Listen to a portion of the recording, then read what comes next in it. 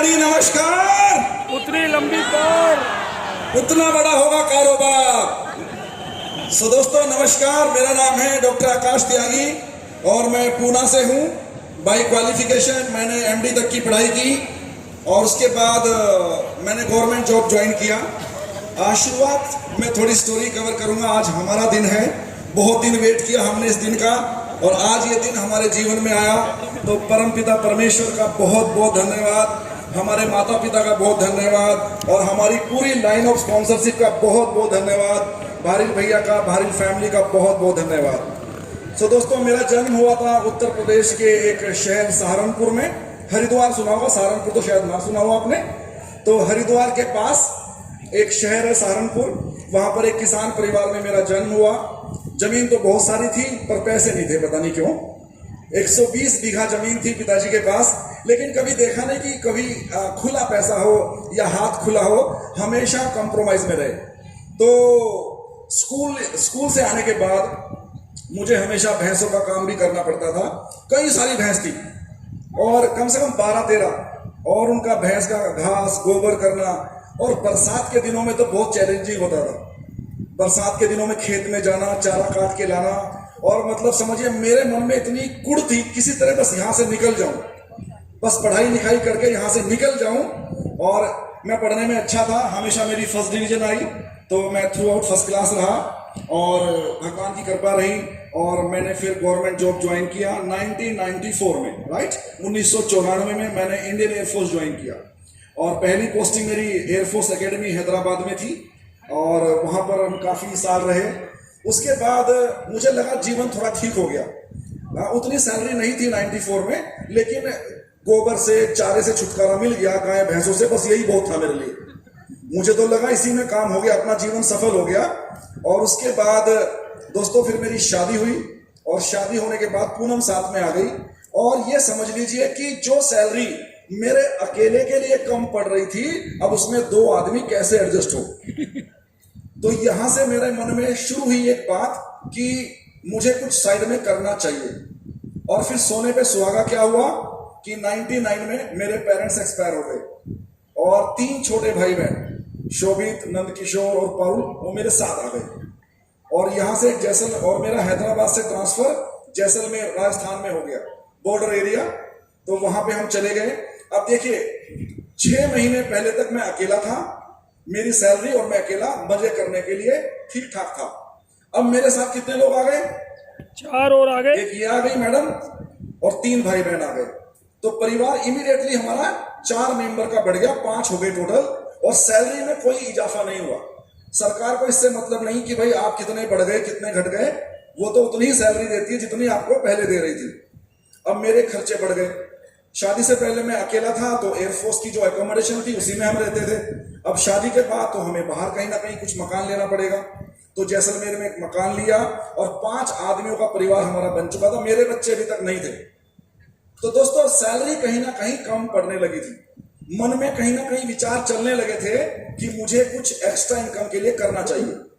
3 छोटे भाई बहन का सब कुछ मुझे करना था, शादी, पढ़ाई, उनका सेटलमेंट, ट्यूशन, ड्रेस, सब कुछ मुझे करना था। तो ये समझ में आया था कि भाई बहुत मुश्किल होने वाला फ्यूचर, तो मुझे कुछ करना चाहिए। अब मैं सोचता था बेसिकली कोई होटल लगाऊं, क्योंकि एयरफोर्स वालों के पास टाइम बहुत होता है। हमारी ड्यूटी मालूम है कितने बजे से कितने बजे तक होती है? 7 बजे से 2 बजे तक। 2 बजे आ जाओ, खाना खा के सो जाओ, उसके बाद सुबह जाना 7 बजे। ऐसी ड्यूटी है किसी की? ऐसी नौकरी दुनिया में नहीं है। तो मुझे लगता था 2 बजे के बाद काफी सारा समय मेरे पास है, तो मैं क्यों ना कोई एक होटल रेस्टोरेंट खोल लूं। लेकिन उसके बारे में सोचता था, चलता था, लेकिन हो नहीं पाता था, पैसे का इंतजाम नहीं हो पाता था। तो दोस्तों डायरेक्ट सेलिंग के बारे में मेरे सामने यथा कदा प्रपोजल आते रहते थे और मुझे क्या लगता था, मेरी क्या सोच थी कि डायरेक्ट सेलिंग या जो भी इसको हम कहें नेटवर्क मार्केटिंग, ये शायद उन लोगों के लिए है जिनकी पढ़ाई ठीक से नहीं हुई, जिनकी नौकरियां ठीक से नहीं लगी या जिनका सेटलमेंट ठीक से नहीं हो पाया। मुझे लगता था मेरे लिए बिल्कुल नहीं है। मेरी पढ़ाई एमडी तक हुई है, सरकारी नौकरी लगी हुई है, सरकारी दामाद हूं। हाँ कि ना? थोड़ा हाँ हूं कर दे रहे यार, ऐसे क्या मजा आएगा। चलो, तो कहने का मतलब ये हुआ कि मुझे लगता था कि ये डायरेक्ट सेलिंग, नेटवर्क मार्केटिंग उनके लिए है जिनकी पढ़ाई ठीक से नहीं हुई, जिनकी नौकरियां ठीक से नहीं लगी, या जिनका लाइफ में सेटलमेंट ठीक नहीं हुआ। और मेरे बारे में मेरा क्या ख्याल था, मेरी पढ़ाई भी बहुत अच्छी हुई, मैं तो हमेशा फर्स्ट क्लास आया और साथ में मेरी सरकारी नौकरी भी लग गई। तो this is not my cup of T. और मैंने इसके ऊपर कई साल तक ध्यान ही नहीं दिया, जबकि I was in need of money. मुझे पैसा चाहिए था एक्स्ट्रा, लेकिन मैंने डायरेक्ट सेलिंग के ऊपर ध्यान नहीं दिया दोस्तों। मुझे लगता था ये मेरे लिए नहीं है, ये उनके लिए है। उसके बाद जब मैं देखता था कि हमेशा ये इंडस्ट्री सामने आ रही है, मैंने इसके बारे में थोड़ी सी जानकारी लेने की कोशिश करी, और वो जो जानकारी मैंने ली उसने मेरा दिमाग घुमा दिया, जबरदस्त दिमाग घुमाया। क्या दिमाग घुमाया, मैंने देखा कि कुछ लोग इस इंडस्ट्री में इतने बड़ी पोस्ट पे काम करने के बावजूद काम कर रहे हैं। नासा में साइंटिस्ट इसमें काम कर रहे हैं। मैंने कहा ये तो मेरे से काफी ऊपर की रैंक के व्यक्ति हैं, यहाँ पे क्यों काम कर रहे हैं। फिर मैंने देखा कुछ आईएएस ऑफिसर इसमें काम कर रहे थे, यहां पे भी मेरा दिमाग घूम गया कि कितनी बड़ी पोस्ट के व्यक्ति हैं। उसके बाद तो मैंने ये देखा कि एक व्यक्ति जिसकी मां 10 साल मुख्यमंत्री रही और जिसके दादाजी 15 साल मुख्यमंत्री रहे, उस खानदान का लड़का इस इंडस्ट्री में काम कर रहा था। मेरा दिमाग घूम गया, माय गॉड, आईएएस काम कर रहे हैं, नासा के साइंटिस्ट काम कर रहे हैं, और तो और मुख्यमंत्री परिवार के खानदान का व्यक्ति भी यहां पे काम कर रहा है। मैंने कहा डॉक्टर आकाश त्यागी, बेटा तुझे कुछ समझ में नहीं आ रहा इसके बारे में, इस इंडस्ट्री के बारे में कोई तो चीज है जो तू समझ नहीं पा रहा है। और मैंने इसको समझने का प्लान बनाया, और दोस्तों मैंने इसका प्लान देखा और मैंने शुरू किया, और ये इंडस्ट्री में मैं आया 2003 में। गलती से गलत जगह चला गया। वो कहते हैं ना, जब आप गलत पेड़ पे चढ़ जाओ तो फल खट्टे होने का ब्लेम किसी पे नहीं लगा सकते, हाँ कि ना। गलती मेरी थी, मैं गलत पेड़ पे चढ़ गया, फल खट्टा निकला। लेकिन ये फल खट्टा निकला ये कब महसूस हुआ पता है, 15 साल निकलने के बाद। 1-2 साल में नहीं मालूम चला। तो आप सोचिए कि मैं पेड़ पे चढ़ गया, क्योंकि ऐसा सिस्टम था कि मैं जब भी सोचता था कि मेरी सफलता क्यों नहीं आ रही है, क्यों नहीं मेरी सफलता आ रही है, जितनी बार भी काउंसलिंग हुई ये सिद्ध कर दिया गया कि तेरी गलती है, बाकी सब ठीक ठाक है। और मैं अपने ऊपर ही गुस्सा होता था, अपने ऊपर ही अपने को ही बुरा भला बोलता था कि मेरी गलती है, बाकी सब ठीक ठाक है। और दोस्तों ये समझने में कि घुड़सवार तो ठीक था, घोड़ा लंगड़ा था, ये समझने में मुझे 15 साल का समय लग गया। राइट, कुछ लोग बहुत समझदार है, भारी भैया, अनु भैया, इनको बहुत जल्दी समझ में आया, सच्ची बोलूं मैं, कि वो है। और कहना लक्ष्मण सर का कि वो घोड़ा था ही नहीं, वो गधा था। लंगड़ा वंगड़ा छोड़ो, वो गधा था, और हमें घोड़ा बोल के पकड़ा दिया, हम चढ़ गए। और 15 साल पूरी दुनिया को बोलते रहे, घोड़े पे बैठे, गधे पे बैठे थे हम लोग। और दोस्तों ये हुआ ऐसा, एक दिन मेरे ही तो मेरी इनकम 75-80,000 के आसपास चल रही थी, और एक वो दिवाली बोनस था 2-2.5 लाख का, तो साल का मिला के 12 लाख, यानी एवरेज 1 लाख महीना। पर मैं इसके लिए नहीं आया था। एक गलती मैंने और करी, वहां के जोश में आके मुझे लगा मैं एमरल्ड डायमंड जाने वाला हूं, और मैंने मेरी सरकारी नौकरी बिना पेंशन लिए रिजाइन कर दी। कितना बड़ा कष्ट चाहिए, मैं सच्ची बता रहा हूं। के सर बता सकते हैं, गवर्नमेंट जॉब में, सर बताइए, बिना पेंशन गवर्नमेंट जॉब छोड़ना मूर्खता है कि नहीं है। वो एक पैसिव इनकम कमाने के लिए एक पैसिव इनकम छोड़ दी। तो मैंने मिस्टेक कर दी जोश में आके, और मैंने गवर्नमेंट जॉब को मेरी 12.5 साल में रिजाइन कर दिया। अगर मैं जॉब कंटिन्यू करता दोस्तों, अभी 90,000 तो मेरी पेंशन होती थी, राइट, उस पोस्ट के लिए। एनीवे, खैर गलती हो गई। तो मैं यहाँ पर अपसेट था, मजा नहीं आ रहा था, क्या करूं, छोड़ सकते नहीं, सबसे बड़ी कंपनी है, सबसे बढ़िया कंपनी है, ये मन में बैठा हुआ था। भैया के बारे में मालूम चला 2011-12 के आसपास कि उन्हें उस कंपनी ने टर्मिनेट कर दिया। तो मैं इनका बहुत बड़ा फैन था, इनके ग्रुप में नहीं था, लेकिन इनको सुन के बहुत हंसता था। इनकी बातें, वो कौन सी शादी की बातें थी कि मेरी शादी उससे नहीं हुई, किससे नहीं हुई थी, वो चमेली से। चमेली, हाँ। हालांकि चमेली कोई है नहीं, डजंट एग्जिस्ट, वो तो एक काल्पनिक महिला है।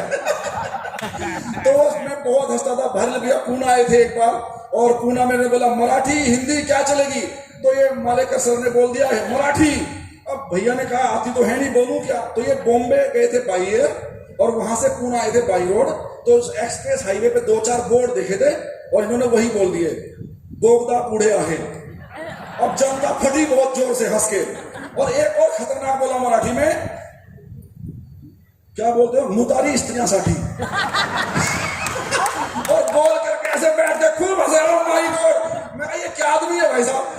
बहुत ही बढ़िया इनकी टीम में होना चाहिए, मैंने कहा। तो इन्होंने मराठी के 2 शब्द बोले और बहुत लोग हंसे पूना में। तो ये तब हमने पहली बार देखा था, बीबीएस करने आए थे।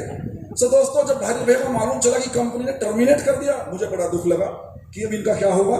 ये तो बेचारे बहुत अच्छे लीडर थे, टर्मिनेट कर दिया। हमें गलत बताया गया था, इट वॉज नॉट टर्मिनेशन, ये तो उन्होंने अपनी इच्छा से रिजाइन किया था और हमें उल्टा पढ़ा दिया। एनीवे, बाद में हम भी परेशान थे, चल रहे थे। मेरे ही एक फाउंडर प्लेटिनम का फोन आया कि जीतकर सर वेस्टीज में चले गए। मैं कहा ये क्या है वेस्टीज? बोले ऐसी कंपनी है, डायरेक्ट सेलिंग अच्छी कंपनी है। मेरा दिमाग हिला। जीतकर सर के साथ हमारे रिलेशन अच्छे थे, हालांकि वो हमारे ब्रदर लाइन थे, लेकिन बहुत सारी एएलएस पे हम साथ गए थे, कई कंट्री में उनके साथ घूमे थे। तो मुझे ये बात बहुत ही चुभी कि जीतकर सर क्यों चले गए। समझदार भी लगते हैं शक्ल से, पढ़े लिखे भी हैं, बैंक में अफसर भी हैं, ऐसी गलती कैसे कर ली? नंबर 1 छोड़ के कहां चले गए? ये तो नाम भी खराब लग रहा है, वेस्टेज वेस्टेज वेस्टेज। तो मैंने उनको फोन किया, उनके पास मेरा नंबर भी सेव नहीं था। उठा के बोला कौन? मैं कहा डॉक्टर त्यागी बोल रहा हूं। अच्छा हाँ हाँ त्यागी जी कैसे हो? मैंने कहा मैं ये क्या सुन रहा हूं आपके बारे में, आपने ये छोड़ दिया? बोले हाँ। क्यों? उन्होंने एक बहुत अच्छी बात बोली, बोले तुम जान लोगे मैंने क्यों छोड़ा, तुम भी छोड़ दोगे। वाह, व्हाट ए कॉन्फिडेंस। मैंने कहा अच्छा, मैं तो कट्टर आतंकवादी हूं, मेरे तो उंगली में काटो कहना खून नहीं निकलता, वही निकलता, नाम नहीं लूंगा, आज कसम खा रखी है। पिछली बार मिस्टेक हुई थी मेरे से। 3 दिन का गोकरण था, भैया ने 3 दिन में बोला आकाश वाली कंपनी। तो मेरा तो वो हाल था कि उंगली काटो तो खून नहीं निकलता, वही निकलता था, वही समझ गए ना, वही पुरानी कंपनी। तो मैंने कहा भैया को, जीतकर सर को बोला ठीक है, आपको लगता है मैं छोड़ दूंगा? नहीं, आपको मैं जानना चाहता हूं आपने क्यों छोड़ दिया। और मैं उनसे मिलने पूनम को बिना बताए चला गया फिनिक्स मॉल पुणे में।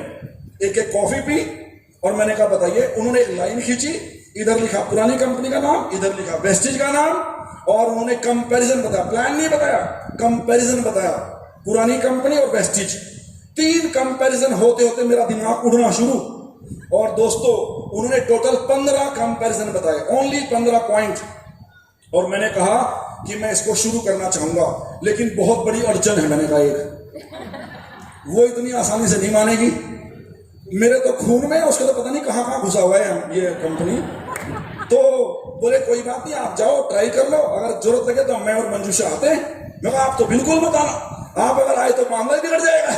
तो मैं घर पे आया। जनरली 2-2:30 बजे मुझे काफी भूख लग जाती है और मैं मतलब कंट्रोल नहीं कर पाता। तो उस दिन तो मैंने घर गया, मैं खाना ही नहीं खा रहा हूं। मैंने इससे कहा पूनम से कि हम लोग शिफ्ट करेगा। बोला पागल हो गए क्या, मैं संजय शलाल जी को फोन कर दूंगी, नेगेटिव बात कर रहे हैं। मगर नेगेटिव क्या है इसमें? तो ये मानी नहीं। मैं नीचे आके झूले पे बैठ गया। ये फिर नीचे आई, खाना तो खाओ। मैं कहा भूख नहीं लग रही, कुछ बाहर खाया? नहीं, कुछ नहीं खाया। ऐसा तो हो नहीं सकता। तो फाइनली मैंने इनको प्लान देखने के लिए कन्विंस किया, 15 पॉइंट समझाए। इन्होंने कहा कि अगर मुझे इंप्रेस करने के लिए, कन्विंस करने के लिए झूठ बोल रहे हो तो मुझसे बुरा कोई नहीं होगा, और अगर ये सारी बातें सच हैं तो ये बहुत अच्छा प्लान है। इनका ये रिप्लाई था। और मैंने कहा इसमें 1% भी झूठ नहीं है, सारी बातें सच हैं। चलो, मैंने कहा हम जीतकर भैया घर चलते हैं। तो हम लोग जीतकर भैया के घर पे गए, वहां पर सागर भैया भी आए और सारी बातें एक बार फिर से हुई डिस्कस। और हमने 2 जून 2018 को ये बिजनेस शुरू कर दिया। 2 जून 2018 शुरू करते ही भयंकर आफत आ गई पूना में, भयंकर आफत आई पूना में। देखो भैया, इतने लोगों ने वहां से शिफ्ट किया, कभी किसी को कंपनी ने हेडक्वार्टर नहीं बुलाया समझाने के लिए, मुझे बुलाया और मेरा बाई एयर का टिकट भी दिया और मुझे 4 घंटे तक समझाया हेडक्वार्टर में। मैंने पहली बार वो कंपनी का हेडक्वार्टर देखा रिजाइन करने के बाद। उससे पहले मैं कभी गया ही नहीं, वहां कोई काम ही नहीं था। जब छोड़ दिया तो बुला के कम बहुत समझा रहे थे। फिर मैंने शिफ्ट कर लिया। 15 दिन बहुत बेकार गए, हर जगह आलोचना, गलियों में, मोहल्ले में, नुक्कड़ पे, फेसबुक पे, व्हाट्सएप पे, सब जगह मेरी आलोचना। मुझे लगा मैंने बहुत ही भयंकर गलती कर दी, मैंने गलत काम कर दिया, ऐसा कोई मर्डर कर दिया, ऐसा लग रहा मुझे। जीतकर भैया आए, बोला सारी तरफ से आंखें बंद कर लो, कान बंद कर लो और काम शुरू करो। तो 14 जून से काम शुरू किया आलोचना झेलने के बाद, और अगले 14 दिन में हम चले गए ब्रॉन्ज डायरेक्टर, राइट, पहला लेवल। अगले महीने सिल्वर, अगले महीने गोल्ड, अगले महीने स्टार, अगले महीने डायमंड, अगले महीने क्राउन। 6 महीने में क्राउन। बहुत मजा आया, बहुत ही मजा आया। 6 महीने के बाद हमारा चेक था 1,43,000 रुपए का। और दोस्तों लोग बोलते क्राउन लेवल पे, 9वें महीने का मेरा चेक क्राउन लेवल पे 2 लाख रुपए का था। अमेजिंग ग्रोथ हुई, हमारी बढ़िया बढ़िया गाड़ियां आनी शुरू हो गई। हमारी महिंद्रा की एसयूवी आ गई, एक बहुत ही प्यारी सी गाड़ी। फिर पूनम की भी एक बढ़िया गाड़ी आ गई। और दोस्तों बहुत सारे ट्रिप हमारे क्वालिफाई हुए, डोमेस्टिक इंटरनेशनल। तो इस बिजनेस में आने के बाद इतना मजा आया, इतना आनंद आया। मैं तो ये, कई बार लोग बोलते हैं आप डॉक्टर हो, ये काम क्यों करते हो? मैंने कहा मैं एयरफोर्स में भी पैसे के लिए गया था, मैं मेडिकल प्रैक्टिस भी पैसे के लिए करता था, और ये काम भी मैं पैसे के लिए करता हूं। और वहां से ज्यादा पैसा यहां पे आता है इसलिए करता हूं, राइट? वहां से ज्यादा पैसा यहां मिलता है इसलिए करता हूं। सो दोस्तों हमने इसकी शुरुआत कर दी और 40वें महीने में हमारा DUCD कंप्लीट हो गया। वो कहानी आपने कई बार सुनी है कि अक्टूबर के शुरुआत में ही काफी सारी हलचल मची थी। लोग इधर लेफ्ट राइट जा रहे थे, जिनको विजन नहीं था, फेथ नहीं था, तो कुछ इधर उधर चले गए। मैं थोड़ा निराश हुआ और मैंने भैया को आज तक कभी जिंदगी में नेगेटिव नहीं बोला, कभी शेयर नहीं किया। और मैंने उनको मैसेज के जरिए शेयर किया कि थोड़ा मन उदास है, कुछ लोग शिफ्ट हो गए। भैया का फोन आया और उस फोन ने सच्ची बोलूं मेरी लाइफ में तो बहुत बड़ा परिवर्तन कर दिया। क्या थी उनकी लाइनें कि आकाश, अगर तुम ट्रांसपोर्ट के बिजनेस में हो और टायर पंचर से डरोगे तो बेटा धंधा नहीं कर पाओगे। और अगर तुम केबल के बिजनेस में हो और केबल की चोरी से डरते हो, बेटा धंधा नहीं कर पाओगे। मैं समझ गया भैया क्या कहना चाह रहे हैं। अरे तुम नेटवर्क मार्केटिंग में हो, आना जाना लगा रहेगा। ये इस इंडस्ट्री का नेचर है, नेचर। लोग आएंगे भी, लोग जाएंगे भी। भैया ने बोला तुम नहीं कहीं से आए थे क्या? मैंने कहा हाँ आया था, तो तुम्हारे भी चले गए, और जोर से काम करो। भैया ने कहा जितने बड़े खड्डे में उतनी बड़ी छलांग लगाओ। और अगले ही दिन भैया ने एक मीटिंग करी ऑनलाइन, सबने अटेंड की थी। माई रूल्स बनवाए थे, याद है किसी को my rules? Yes, my rules. और मैंने भी अपने रूल्स बना के सब ग्रुप में पोस्ट किए और हमने वो रूल्स को फॉलो करना शुरू किया। और दोस्तों उस महीने मैंने अकेले ने मेरे हाथों से 52 ज्वाइनिंग कराई, मेरे हाथों से 52 ज्वाइनिंग मैंने कराई। और 52 में से कई सारी तो फास्ट ट्रैक 8% वाली थी, 10-10, 12-12 हजार से। और दोस्तों काया पलट हो गई और 26 अक्टूबर को ही हम DUCD चले गए। मजा आ गया दोस्तों। जो हम सोचा करते थे वो हैंड रेसिंग, वो रॉकी म्यूजिक, और जो आज निकली ना बारात, ये बहुत दिनों से हमारे मन में था कब होगा कब होगा। सच्ची बताऊं, आज वो धुआं उड़ा। देखा आपने धुआं उड़ा? जब मैंने 2003 में वो कंपनी ज्वाइन की थी तो मैंने एक सीडी सुनी थी भारी भैया की, और उसका नाम था यदि चूक गए तो। क्या नाम था? यदि चूक गए तो मैंने अपने क्लाइंट को बताया था फोन करके कि मेरी सीडी का नाम होगा डैश डैश डैश और धुआं उड़ गया। थैंक गॉड आज धुआं उड़ा के नहीं उड़ा। इसे ही कहते हैं धुआं उड़ना, मतलब जब कोई बड़ा काम होता है तो धुआं उड़ता है, हाँ कि ना? सो ये हमारे लिए आज हुआ जो मैंने 2003 में अपने अपलाइन को फोन करके कहा था कि मेरी सीडी का नाम होगा डैश डैश डैश और धुआं उड़ गया। आज धुआं उड़ा। भैया इस सीडी का नाम भी रखना, और धुआं उड़ गया। सो ये हमारे साथ हो गया। अब मैं दोस्तों बोलूं, जो हमारी विनिंग टीम है इसका सबसे ज्यादा फायदा मैंने लिया है और आप भी ले सकते हो। ये कोई मेरी इसके ऊपर पेटेंट नहीं है। मैं सच्ची कहूं, मैं जम्मू एक बार गया और मेरे जाने से पहले वहां पर UCD बैठा because of winning team system. Mavi sir मैं एक ही बार गया, वो भी आपके UCD बनने के बाद। दोस्तों मैं आज तक बहरीन नहीं गया और बहरीन में वी हैव 2 सिल्वर डायरेक्टर्स। दोस्तों मैं आज तक दुबई नहीं गया, ना घूमने ना बिजनेस के लिए, and we have a crown director in Dubai. किसके कारण कैसे हो रहा है काम सारा? Because of winning team system. इतना बेहतरीन एजुकेशन सिस्टम। मैंने तो विनिंग टीम की सारी टीचिंग्स अपने अंदर उतार रखी है, हर चीज, और उसका मुझे बहुत बेनिफिट मिला। हिंदुस्तान के कई शहरों में हमारा बिजनेस है और सब जगह विनिंग टीम हमारे बिजनेस को संभालता है। ऐसे तो मैं हैदराबाद में 4 साल रहा हूं, लेकिन वेस्टेज ज्वाइन करने के बाद मैं अभी तक हैदराबाद नहीं गया। अभी FRU के लिए, ये क्या है, FRU के लिए जाऊंगा जो सितंबर में होगी। लेकिन ऑलरेडी हैदराबाद में हमारे स्टार डायरेक्टर है बिकॉज ऑफ विनिंग टीम। कौन संभाल रहा है? सलीम जी और हमारे पुरुषोत्तम भैया जी, यही सब संभाल रहे हैं हमारे लोगों को। सो दोस्तों विनिंग टीम सिस्टम में जितना टाइटली आप क्लब हो जाओगे उतना बड़ा आपका बिजनेस हो जाएगा। इस सिस्टम को अंडरस्टिमेट मत करना। इस सिस्टम ने हमारी पूरी लाइफ बदल दी। आज हम लोग टाइम फ्रीडम को एंजॉय कर रहे हैं because of winning team system. Otherwise पता क्या होता है, किसी आदमी की 2 दुकान खुल जाए ना तो एक टांग इधर बंदा परेशान हो जाता है, हाँ कि ना? 2 दुकान खुल जाए तो पागल हो जाता है। कई पुणे में मेरे डॉक्टर दोस्त हैं तो उन्होंने 2-2 क्लिनिक खोल रखे, उनकी हालत खराब है। इधर भागते उधर भागते। और दोस्तों आज हमारी कितनी सारी फ्रेंचाइजी, कितनी सारी ब्रांच हिंदुस्तान में और हिंदुस्तान के बाहर के शहरों में है और हमें पता भी नहीं चलता। कौन संभाल रहा है? Winning team. तो विनिंग टीम के लिए एक बार हिप हिप हिप हिप। ऐसा सिस्टम देखो, बालीसर आए थे यार, गौतम बालीसर आए थे, वो कई सिस्टम को देखते हैं। वेस्टिज में बहुत सारे एजुकेशन सिस्टम है, लेकिन आज उन्होंने कहा द बेस्ट एजुकेशन सिस्टम अगर वेस्टिज के अंदर कोई है तो कौन सा है? Winning team. हम लोग ब्लेस्ड है कि नहीं है? यस। ऊपर से हमारे चीफ मेंटर इतनी बढ़िया उनकी बातें, और सारी बातें हंसते हंसते सिखा देते हैं आपको। इतनी बारीकी से वो चीजों का वो करते, क्या बोलते हैं ना, ऑब्जर्वेशन करते इतनी बढ़िया से कि मैं तो उनका फैन हूं। इतनी बढ़िया बढ़िया बातें सिखा देते हैं। तो अगर कोई व्यक्ति विनिंग टीम के सारे सिद्धांत अपने जीवन में उतार ले, दोस्तों करोड़पति बनना तय है। बेहोशी तो बहुत छोटी बात मैं बोल रहा हूं। बस आपको जरूरत है विनिंग टीम के सारे सिद्धांत अपने अंदर उतारने की। बस उनको अपने अंदर उतार लीजिए, बड़ी कामयाबी आपके कदम चूमेगी। समय देखो इतना सारा मिला था, लेकिन तो खत्म भी होने को आया। तो पूनम बात करते थोड़ी देर।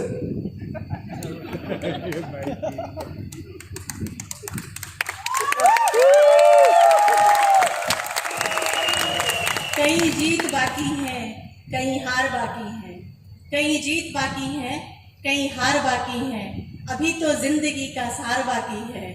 यहाँ से चले हैं एक नई मंजिल की ओर, यहाँ से चले हैं एक नई मंजिल की ओर। ये तो एक पन्ना था, अभी तो पूरी किताब बाकी है। दोस्तों बहुत बहुत धन्यवाद। मैं मिसेस पूनम त्यागी।